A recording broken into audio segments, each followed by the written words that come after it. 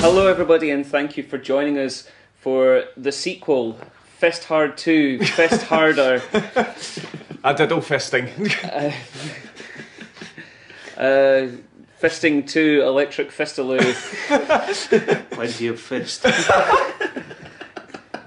Fistlander 2, The Fistening. Yeah, we fisted Rangers again, guys. We Too did Fist, it. Too Furious.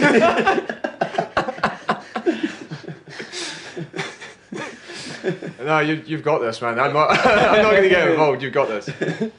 I'm Nicole Hay. I'm Robert Borthwick. And we are joined once again by podcast favourites, Iain Walker. Hello. And Fridgey. Hello.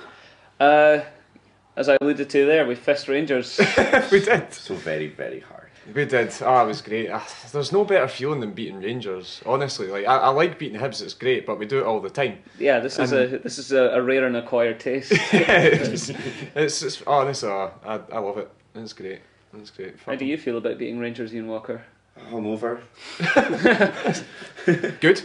I mean, that's a fair comment. It is directly attributable to beating Rangers. That was we were a jubilant Tynecastle after that. We were.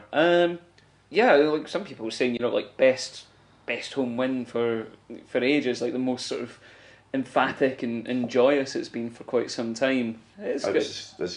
Celtic under Jim Jeffries is the last time I felt like that at Tynecastle. When we beat them 2-0 and he came up in the stand and sang. That's the last time Amazing. I've enjoyed a win as much. I don't know. I think for me that's up there with the relegation derby. Derby was fairly that was a scenesy. good one. That was really good. But this was great. It's just we really don't beat Rangers that often. We do now. Yeah, now it's all we can do. Historically, we haven't really. So whenever we get one over them, it's fucking great. And just seeing their horrible fans filing out after Jamie Walker thumped that one down. I love to see so little of them there. Yeah, Beautiful. It is. It's great. It's wonderful. Oh yeah. So quite a lot to wrap up into on this game. Incident filled, I think is the way to describe it. We'll get into specifics later, but just as a general overview, this was an abhorrent Rangers performance full of violence. Yeah, it was complete thuggery basically by the bastards. They had a tactic, and that was to kick us off the park. And then hump long balls to the big lump that is John Daly, and that's all they did the entire game. To be fair, it was actually reasonably effective for the first half hour or so until the sending off. Like they pressed us quite high and disrupted our play. Yeah, it just seems like Callum McCoyce isn't one for plan Bs. I don't think he had a plan A. I just don't think he's very good at managing football teams. His training is a game of 5-a-sides for 2 hours and then everyone goes home. Is that a fact? No, that's actually true, yeah. They run about and get, sort of stretched and then they play fives. Is he strictly monitoring their diet at any point during this? No. Have you fucking seen Chris Boyd? He looks like the Michelin Man. I did So see the only him. thing that was going to cheer him up after the game was just getting a chippy when he got home. That was the biggest cheer from the Rangers fan all day when he trundled along the touchline to warm up. They were that's what they were delighted by. I can't handle how terrible they were. They reminded me of Cowdenbeath in their build up and their approach. You've covered the lower leagues a bit, Fridgey. What do you think? Cowdenbeath especially, and I'm not even lying. I'm not taking the piss here, but I thought Cowdenbeath were a better team. They came to Tynecastle and we stuffed them by more goals, but I thought they played better football. Yeah, that's fair. Cowdenbeath did have an effective winger. That was something that Rangers didn't have. From the special effects department. No, they had Lewis McLeod once again playing out of position, wide midfield, and I think Kenny Miller wide after the sending off. I think Lewis McLeod is still actually in Callum Patterson's pocket. But he's just not letting them go. It's like no. Even putting Kenny Miller wide was actually more effective than what they ended up with, which was a fearsome right side combination of Ricky Foster playing ahead of Darren McGregor. The least mobile, least guily. Like a wing made up of terracotta soldiers. Oh, yeah. And Bilal Mojni. Bilal. I don't think I've ever seen a worse footballer. I don't know what he is. I've seen Kevin James. Aye, just fuck. What's everything about him makes no sense. It's like, how are you a footballer, man? How did you get that gig? Like, how did you sent it away? Cereal packet. So many balls shanked into touch when there wasn't anyone within 10 yards of him. So many terrible passes. That hair. Just his face. Like, what is he? What even is he? Like, and then, you know, compare that to Brad Mackay, Ali Mosturk, classy ball-playing centre-halves with great facial hair, and then you've got that big prick at the other end. Well, let's get into the game in general. Like, very, very bitty, as Rangers wanted it to be for the first half an hour. Lots of elbows from Messrs McCulloch and Daly, which shockingly didn't go punished. It was a great reminder of what it's like to play Rangers. What a horrible reminder. It's just that, oh yeah. Yeah. But then Stephen Smith did what he did. What was your impression of it, Fridgey? I thought it was a pretty horrible, reckless challenge. He deserved to go for it. So not a soft sending off, as some Rangers fans seem to have intimated. No? Well, the way I put it, out of the three possible, what I would say were definite sending offs, only one of them got punished with a red card, and that was the softest one of the three, I thought. Yeah, I think so. But soft? Nah. No, absolutely not. I was too busy swearing at the Rangers fans. I didn't actually see it at the game. I was watching the highlights to watch it. I was like hanging over the barrier section and going, "Get it right up, you bastard." Thanks. We need people like you in our support. Filling a very useful role off the bench there.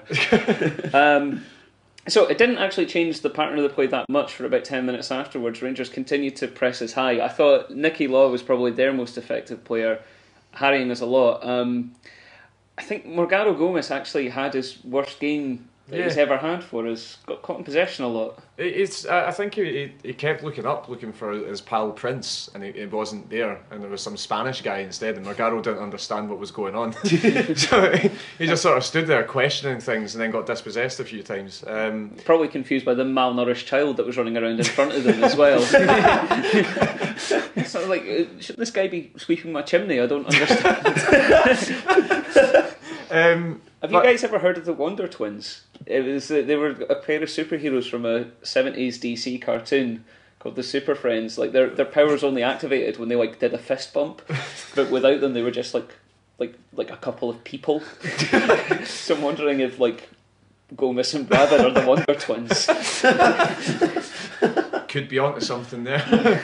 But no, Morgado wasn't at his best at all. He did get caught in possession a lot. He was still effective. He still didn't give their midfielders any time at all. Anytime Law or Black. Mm-hmm. Fucking Ian Black, man. What has happened to him? He's not in a contract here. That might be it. Yeah, but I'll gloss over it. He's shite. But gloss. No. Yeah, job security is the worst thing that could happen to a player like Ian Black. Yeah. So, what did everybody think of David Templeton's performance? Yeah.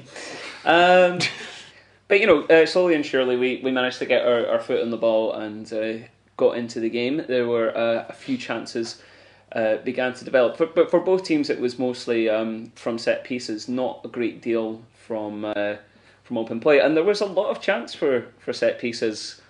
Lots of tackles happening, lots of yellow cards. Particularly enjoyed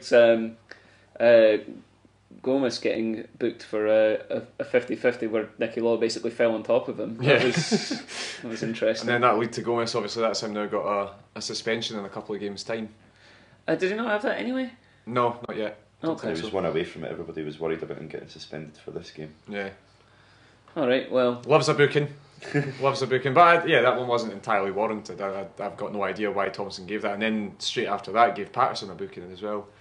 I don't know. It's Craig Thompson. He's not the best referee in the world. But. Well, I think the overriding theme from Hearts' play for the early part of the second half generally was a lot of dissatisfaction towards Jamie Walker. Yeah. He seemed to be making some odd decisions on the ball. I'll be honest, I was quite drunk. Great input, Iain Walker. Well, let me tell you that... He's only here for the songs this week. Let me tell you that Kevin McCarthy took possession of the ball quite often on the left wing, and Walker would either hold his run too late or continually drift inside. Rangers were sort of packing out, and what the game was crying out for was for Walker to move into the space to provide either a passing outlet to stretch out the opposition, or at least give the opportunity for a 1-2 give and go with McCarthy, and constantly chose the wrong decision. And I don't think I was alone in pining for him to be hooked and replaced with Keatings or Nicholson. Yeah, it wasn't his best half. It was actually doing a typically un-Jamie Walker thing. He was tracking back a lot. He's really got that driven into him now. He does that a lot, and it carried on to the second half as well. He is tracking back now, which is great to see. But on the ball, he maybe wasn't at his most effective, and off the ball, like you're saying as well, the runs he was making weren't really the best. But the same could be said of King on the other side. King didn't really do much, if anything, as well. It's he's misfiring a wee bit just now, but it was okay though, because we played down the wings a lot, but in Payardo we had someone who could dictate it from the middle. Oh, let's wax lyrical about Miguel Payardo. He's a bit of a baller, isn't he? I mean, I said last week it's going to be difficult for him it's going to be difficult to leave him out of the team now, but after today, I can't imagine not putting him into the team. Yeah. He passes the ball a lot, doesn't he? Yeah. I would have had him in as a ready replacement for Gomez. They don't maybe play great together, but fantastic player, and I think we're going to be fine in the midfield for a while. I think so. It was when I think basically one of his first touches he picked up in the midfield. It was closed down by both Law and Black, and then with one touch, both of them were the other direction, and he was off ski. And he's not a very fast man, Payardo, no. But he was just sort of walking away with great ease and made these two Rangers players. He knows how to make space for himself. He can touch it outside really easily and miss tackles. It's great. Yeah, made these two Rangers players look like a couple of dicks. I think my favourite part about it, there was a few times where the crowd were sort of shouting at him man on, but the way he played it was like he was just turning around going, yeah, I know. See, come on. I've got this. But yeah, terrific continuity, passes, retaining possession, and great vision to release runners when we had the opportunity. So of the chances that we did get in the first half, there was a free kick inside the D. El Has tried to stand over it to confuse people, but everybody knew what was going to happen. Yes. Alim. He absolutely fucking Ozturked it. That's what we're calling it now. That's an Ozturk. Straight into the Ozturk zone in the top left hand corner. Simonson got across quite well, I think, but still had to save from the free kick. Yeah, he was a good save. Aye. I'm really not on form this week, I'm going to be honest. That's okay. We'll just keep playing you. You'll get much better sooner or later. You're our El Has. But yeah, no, it was a fairly simple save for the keeper to make it. It wasn't really that far away from him on either side, but it was a well struck free kick. All you can ask for is it to be on target, and he got that. Well, I mean, you say it's a simple save, and obviously the keeper knew exactly where it was going, but the sheer venom of it meant that there's no way he could catch it or punt it out into the safe zone. It had to go for a corner, and that was absolutely. I mean, Alim knows how to hit a ball. I think we've established that now. We now know this. But yeah, it was a good one to get the crowd on their feet. Later on we had Morgaro Gomez with a raker just narrowly wide at the bottom post. A curling effort. I made an arse of myself there thinking it was in. Yeah! Oh, fuck's sake. It's alright, like we said, it's a mixed performance from you. Brad Mackay. Probably our best chance, Brad. Oh, Brad. This again was a terrific save. Just the header. The header, the glorious header. I'm not sure. He did that deliberately is what I love about it. It's not that he's just like aimlessly headering it towards goal. Oh yeah. In a split second he thought, right, I need to header this in this specific way to try and loop over the keeper to get to that spot. It's like, how does somebody do that quickly? Yeah, it was a very good header. It was a great save, to be fair. I thought it was in all the way. So fair play to Steve Simonson for that. But I would say that's probably our best chance of the half. Yeah, I was absolutely delighted to see Brad Mackay doing it. And generally, I mean, it was interesting that Brad Mackay was on the pitch to begin with. Yeah. I think everybody would have expected, if Wilson wasn't available, that Jordan would have been the person to step in. But I would guess that Mackay was chosen for his height because they knew that Rangers would be shelling it long to Daly quite a lot, and I think generally dealt with it quite well. Yep, that makes sense. I thought that was Mackay's best game for us. Me too. I don't think he's played any better in any previous game for us. He's really, last few weeks since he's come back in, he's looked a lot more assured than he did last season. You know, it looks like he's listened basically to what Robbie was saying, is get the basics, and then you can work on the rest of your game. He's been superb. You know, he didn't, you know, Daly dominated him and Ozturk in the air, but Daly would do that to any defence in Scotland. You know, he's a great header of the ball. I think it's the way that he huckled him, the way that, you know, he worked with the ball at his feet. That's the best I've seen Mackay play for us. He was very, very good indeed. I would agree with that. Professional as well. It's just the attitude of it. There's no like flailing about. He doesn't tackle badly. He tackles well. He keeps his head. He doesn't lose it. It's just perfect. Lots of very good blocks. Lots of sensibly punting the ball out when it needed to be pumped out. Didn't take chances. Like you say, he's cut out a lot of the sort of youthful mistakes that, you know, most people would get out of their system in the under-20s. But with our situation, all of our players have had to learn on the job. Yeah. And I would bet that Brad Mackay's fantastic on the job. Safe bet. But yeah, no. Just to mention the backline in general, I thought they were all great. I thought Patterson was fantastic. I thought Ozturk is now just a classic Ozturk performance, which is fantastic. You know, he's really turned a corner. You know, in the original the first few podcasts that we did, we spoke about Ozturk maybe being a weak link. And you know, at the time that was true, but he's really turned it round. He's looking like a quality player. I absolutely believe that Wilson being out has actually done him the power of good. I think, you know, he's obviously been sitting and said, look, you're the senior defender now, you have to behave like it. Yeah. And he's really, again, screwed the nut. Yeah. And again, I bet he's fantastic at screwing the nut. I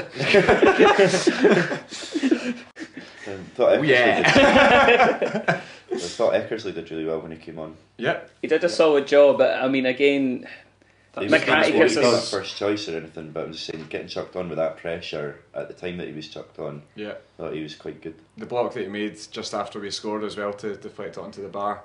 I'm an Eckersley fan, I must say. I do like him. I'm an Eckersley fan, but if McCarthy's fit, he has to be in first time every time. Apparently McCarthy's done his medial ligament, so he'll be out for 8 to 12 weeks. That fucking sucks. Yeah, I hate that. Fuck Kenny Miller.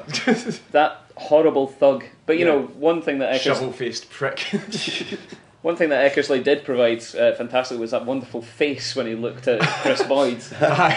Absolute dismissal of everything Chris Boyd has ever achieved. Just like, mate, you're too fat to be standing in front of me. Go away. Stop eclipsing the sun. You has-been prick. Yeah. Second half, I feel that's when we really started to develop. Like, Rangers really tired really quickly. Yeah. That's when like the sort of 4-minute passing sequences really started to come together. Yeah, I think it's all in the training. Hearts train almost full time throughout the week.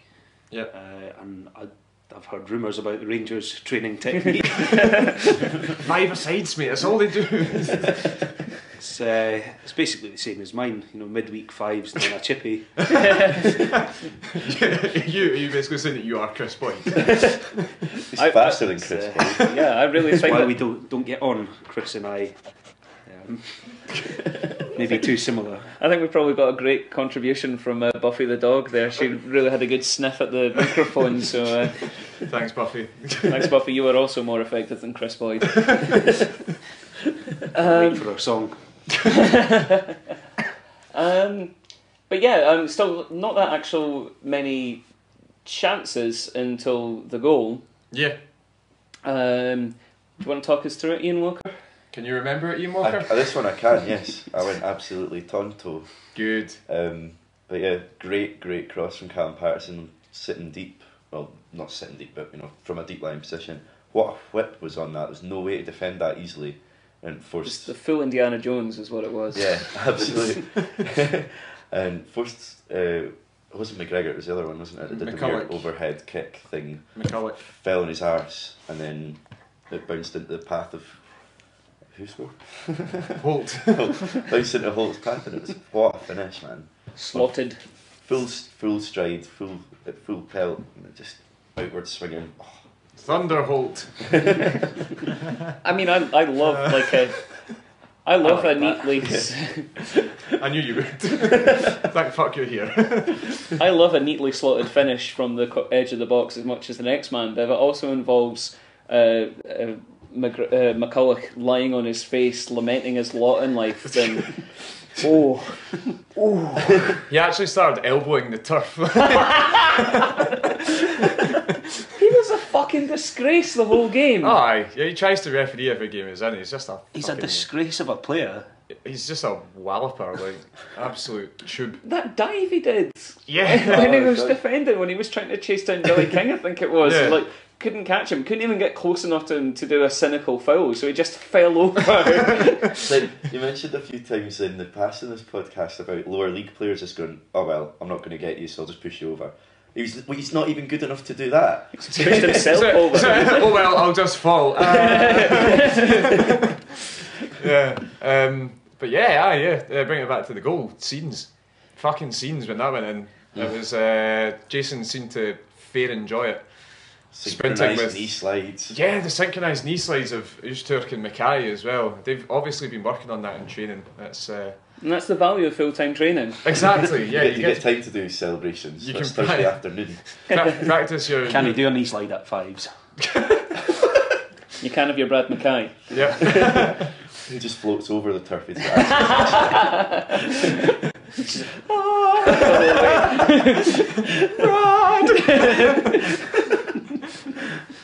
So yeah, that was a lot of fun. Yeah. Other chances at that point as the game started to open up, we had one Öztürk zinger, which zinged just past the zing post. Righto. I think the Rangers double chance is worth mentioning, considering that it was directly from kick-off after we scored when Wallace got it on the left. Great delivery, to be fair, and it sort of bounced down. Nicky Law hit it sweet as you like on the volley. Good save from Alexander, and then what a block from Eckersley coming to cover Foster, deflecting it onto the bar. That shows that you can't fall asleep as soon as you score. I mean, kind of did there a wee totally bit. Took her eye off the ball just for a couple of minutes, but that's all it takes. Yeah. It being Nicky Law being busy in the box did give me horrible Ibrox flashbacks. Aye, yeah. But Alexander absolutely stood up to it. He had a couple of really great saves in this game. In both halves. Both from Law. The Law free kick in the first half as well. Mm-hmm. Is so safe, Alexander. He's one of the guys that you could never really see making a mistake. I'll probably jinx that now, but he's quality. I'm fairly in love with him. He must have fabulous concentration to sort of deal with being quiet for that long and then deal with it. I bet he drives like 3 hours without blinking. That's what a wealth of experience at top level does for you, though. I mean, what, Alexander's 35, 36? Yes. I've been playing pretty much at the top level his whole career, including Scotland and Europa League finals and stuff like that. He's that's what he brings. That's why I was so delighted when we signed him in the summer, and I'm still very, very happy that he's here.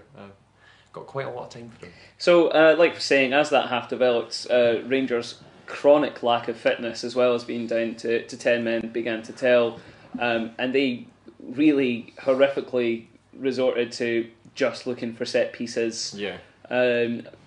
Made absolutely no attempts to charge us down or do anything in open play, and that's when the horror challenges really started to happen. Yeah. I mean, we've already touched on it, but what Kenny Miller did to Kevin McHattie is unconscionable. You were right in front of it, weren't you, Iain Walker? Yes, there's quite a bit of footage of me being slightly irate at the time. My little sister sent me a picture from her watching the game in London, just of me and my dad on the telly going, fucking dick.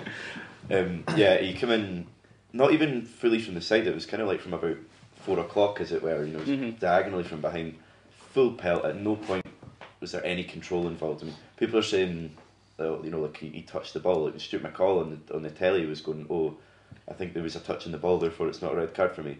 Bullshit when you're going in at 1,000 miles an hour. 100, that's a number. Yep. And your full weight behind it studs up and you take the man out as well. That's a red card. He slid on the turf for about 10 yards before he got where he was going, and he was accelerating at every inch of the way. And it's the fact that he was over the ball.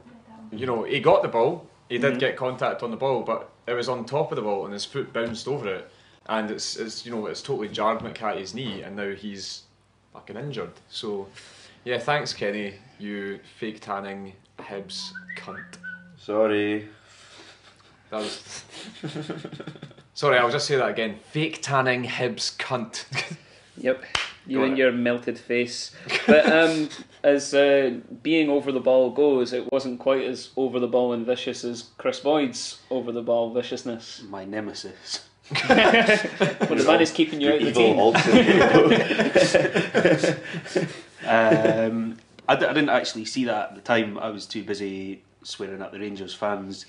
There's a lot of that going on. There's been a lot of this from Section N, I'm seeing. It was directly over the pitch from me. It was pretty much in exactly the same position as Miller nobbled McCarthy. Yeah. But I could tell from the opposite side of the pitch without replays that was a shocker. He's gone in and he's meant it. The ball was miles away already, and he wasn't even aiming for the ball. And there was at no point was he trying to get the ball. He was just wanting to hit the man. He catches his foot just after he's kicked it, and he catches his foot at about knee height. His legs that high off the ground when he catches him. It's disgusting. With the benefit of the replay, you can see his sort of decision-making process. He's gone in initially. Boyd smash. That is a process.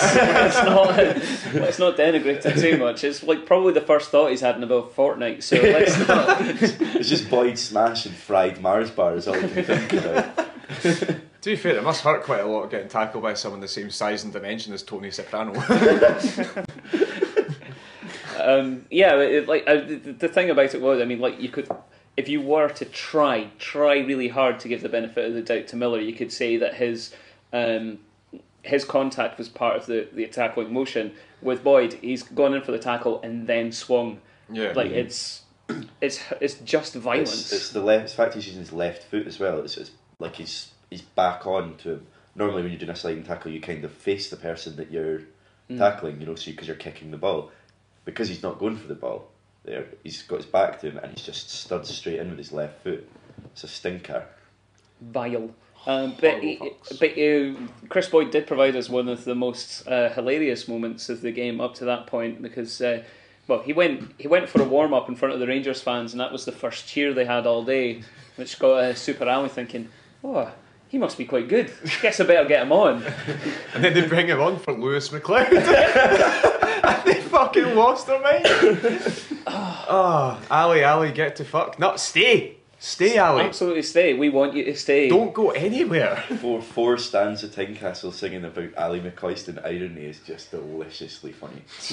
But it's hilarious. It sort of proved that all 17,000 people in Tynecastle know more about football than Ali McCoy. So going, what are you pointing at, Ali? Who do you think's going to give Boyd the ball once he's on? To be fair, he spent too much of the game swearing at the Rangers fans. He didn't see very much. Just trying to fit in. He's always a bon vivant, is Ali McCoy.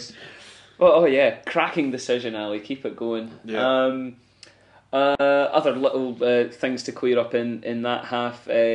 A good breakaway chance from Billy King, where he sort of arrowed it so close to the top right hand corner, and it just curved away at the last moment. That was upsetting. I really would have liked him to score that goal. I would like Billy King to score against Rangers. That would have been great. Oh my god. As a celebration, he rides a white horse out the stadium.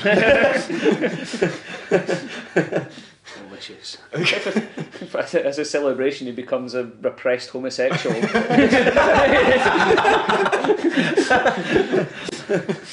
Going out in Pride March. They've changed the colours. I really love 1/7 of that flag. Bilal Mojni earning a free kick for pushing over El Hasnoui. That was good. Fun. Yeah, wonderful, great stuff. Actually, I want to talk about James Keaton's. Do it. I like him. He's good. No, that's not what I'm going to say. That's just me introducing the chat. No, he's just El Has didn't have his best game. Again, he needs a time on the bench. I don't think he's coping very well with starting every game up front by himself. I think he did alright against Falkirk, but Osman Sow coming back in will be a bit of a relief. But to take away from the negativity of that, James Keaton's when he came on was fantastic. He was very, very good. He doesn't stop running, but as well as that, he can hold it up. And his intelligence, his movement, and he is intelligent, a very intelligent striker. His movement allows space for the likes of Billy King, Jamie Walker, anyone who's maybe sitting in a sort of forward-thinking midfield role as well to get more space. And he did that a lot. He was given a lot of time to Jamie Walker, and Walker became like our outball really in the second half. It was twice he tracked about 40 yards back, won the ball cleanly and sprayed it out wide. That's great play from a forward in a game like that where you're kind of 1-0 up, and exactly. 1-0 up at the time, and to get onto the penalty and the goal incident, it was just a hoof forward by Gomez, and again intelligence from Keaton's to lean into Mojni. Mojni then fucked his header out and it dropped to Payardo, who played it through for Walker, and there you go. So that all again came from Keaton's just making a nuisance of himself. And that was by our count the fourth sending off that should have happened when Iain Black on a yellow card cynically brought down Jamie Walker in the box. Yeah. Nobody would ever send off 4 players in the same team in a Hearts Rangers fixture. That's a ludicrous thing to say. Jesus Christ. But to be fair, you just reminded me of that. But to be fair, it actually should have been 5 that Rangers got sent off because John Daly absolutely levelled Callum Patterson with an elbow at some point in the first half and got a free kick for it. Yes, but again, Walker showing a lot of energy even that late in the game. To get onto Payardo's pass. I also like to see Payardo being the furthest forward in the middle as well, absolutely belting it into the middle on the hope of a cutback. But Iain Black did an Iain Black thing where he fouled someone, and that's what Iain Black does. That's what he's there for. Yep, and it resulted in a goal. A goal. So, generally speaking, I think that more or less wraps it all up. Rangers are horrible, a terrible, terrible team. I fully expect them to lose at Easter Road. I wouldn't say that about many teams. That's true. They're genuinely the worst footballing side that I've seen come to Tynecastle this season. With, like you were saying, Callum, we beat Cowdenbeath by 5-1, wasn't it? We beat Cowdenbeath 5-1, and they still played better football than Rangers. There's not been a single team that has arrived at Tynecastle and just tried to fuck us off the park that badly. Yeah. So it was delicious to send them home unhappy. But it's just like Boyd, Miller, Black, Law, Mojni, McCulloch, their fans, everything to do with the club is just fucking detestable. Centuries of cheating and despicable lording it over the rest of the country. Aye, exactly. I'll make no mistake in saying this. I fucking despise Rangers, and I very much enjoy beating them a lot. Mm-hmm. It's always my favourite victory, more so than you beat Celtic and they kind of tend to stay singing and they still believe they can win, but Rangers have this lovely habit of just getting their tail firmly between their legs when you beat them. Yeah, it's so nice just watching all those fucking horrible fans filing out the stadium. Stuff. Our friend Roddy kind of put it really interesting. Both Rangers and Celtic have built up these sort of horrible, convoluted identities around themselves, but at least Celtic's was built around being, this sort of oppressed minority in society, and it's given them a certain degree of victim mentality, but that was their thing. Yeah. And Rangers' mentality is based on keeping that minority down, just standing on their necks and keeping them there. Evil bastards. It's horrific, and I don't normally anticipate a huge Celtic victory very much, but with any great deal of joy. But when they play in that League Cup semi-final, Celtic are going to murder them. Yes, they are. Unless Rangers literally murder Celtic. that is their best hope, to be so violent the game gets abandoned and is awarded as a 3-0 victory to Celtic. Damage limitation. Otherwise it's... Ronnie Dyler has been found dead in his bed this morning, cause of death, elbows. Oh, you got jigged. Because when we played them, when Hearts played Celtic in the League Cup, like at 3-0, both teams just kind of stopped and sort of accepted that it's not our day. Yeah. Celtic won't do that with Rangers. No. They're gonna steamroll at them. Great stuff. It's gonna be good. Ooh. What a lovely feeling. Anyway, fuck off Rangers. Fuck off all the way. Yeah, get the fuck. Bye. Okay, so emails. We've had a couple of songs in the wake of that fabulous victory. First one comes from Gordon Fairbairn, who has contributed before. He's going to get pissed off at you taking the piss out of his name one I'm not day. taking the piss. I just think it's fun to say it, Fairbairn. Fairbairn. Robbie Nielsen's hair is flowing. Confidence each week keeps growing. I wasn't sure at first, but Robbie's shown his worth. You know Levine was put in charge of the country, a job he made a bit of a cunty. But there's no doubt that he's been best at being DOF. Say goodbye to Hibbs and Alan Stubbs. They're staying down forever, 'cause they can't play. 19th of May. We have beat the Huns, we're number one. I want to sing forever. HMFC, the team for me. Quality. Yeah. Brilliant. I liked how he shoehorned in 19th of May just to find something that rhymed. That was good. Has to be in there. Well Yep. done. Well done. Thanks very much, Mr. Fairbairn. Fairly short and simple. There's a bit of a Fridgey-esque effort from John Simpson. We should get the whole stand singing. Simpson, eh? Yes. He just wants the whole stand to be chanting, "We shall not be budged." Fair. Credit goes to Paul Grant, according to Mr. Simpson there. I have to disagree with that. I've very enjoyed being budged. Yep. And I think I would enjoy a good budging in the future. Yes. More budgery. With a bunch of budgery gars. Even I'm groaning at you. Your hatred sustains me. Well, thank you very much, everybody. And if you want to contribute similar quality of emails, you can do so at wehaveноcares@gmail.com. Wonderful. So it comes to us to provide our songs. I don't think there's any doubt that Miguel Payardo was by far and away the best performer that we had yesterday.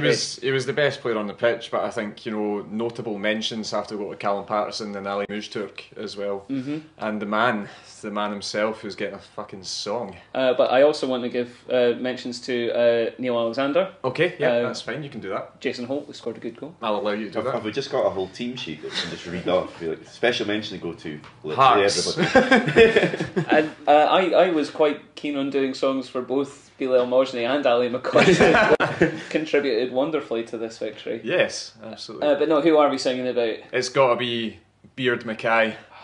He was so good. He was fucking great. It's, really his best performance in the Hearts top by a distance. He was fantastic. I forgot to mention something actually in wrapping up the game. Something that Robbie Nielsen did, which was really quite interesting. Towards the end of the game, when it became apparent that Rangers weren't going to try to do anything from open play, brought in Jordan McGee and we went to a 3-4-3. Yeah. Because we only needed three guys back there to deal with whatever the fuck it was that Rangers were doing. He probably just went, do you know what, fuck it, it's McCoy, he won't know. He'd just be standing there looking back through and go, is that allowed? What is this? Wedge, burn the wedge. You can't do that in fives. So songs for Brad Mackay. Who would like to start? Fridgey? No, thank you. Iain Walker? Fuck it, go on then. I believe in Mackay. I believe he is quite a guy. Think about him every night and day. He fucked the Huns in every way. That's all I've got there. That's wonderful. I I enjoyed that. believe in Mackay. Yes. Well, I'm quite disappointed that you went for I Believe I Can Fly instead of like a 20-part hip opera, the Trapped in the Closet. That's what Brad Mackay deserves. Well, I'm not Andy Bowie, so you can fuck off. Who would like to continue? Fridgey? I'll go for it now. I like Brad Mackay. Mackay. I like Brad Mackay. Mackay. What is that? I want to get high from Cypress Hill.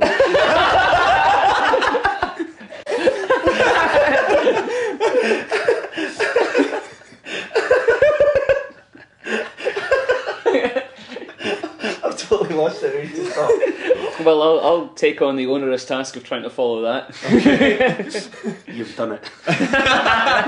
Brad Mackay. He's winning headers in the box. Brad Mackay. Putting forwards on their arse.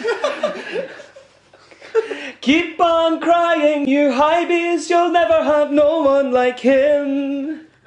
When Brad comes for you, you better learn to fear the beard. Yeah. I thought you were still going. Oh, Christ, oh, fucking mighty. What are you going to go for, Robert? I'm going to go for a tried and tested and trusted Brad Mackay song that I came up with a wee while ago on the way to Inverness, was it? Yeah, it was. Yeah, there was a couple of Brad Mackay songs came out. That was quite a journey for songs actually, because we had a McGee song and all that. But I'm going to go for my original Mackay effort. Here goes. Oh, Brad Mackay. Oh, Brad Mackay, he loves the Hearts and he fucking hates high bees. And he does it down at Tynecastle Park.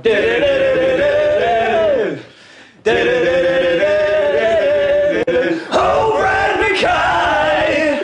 Oh, Brad Mackay, he loves the Hearts and he fucking hates high bees.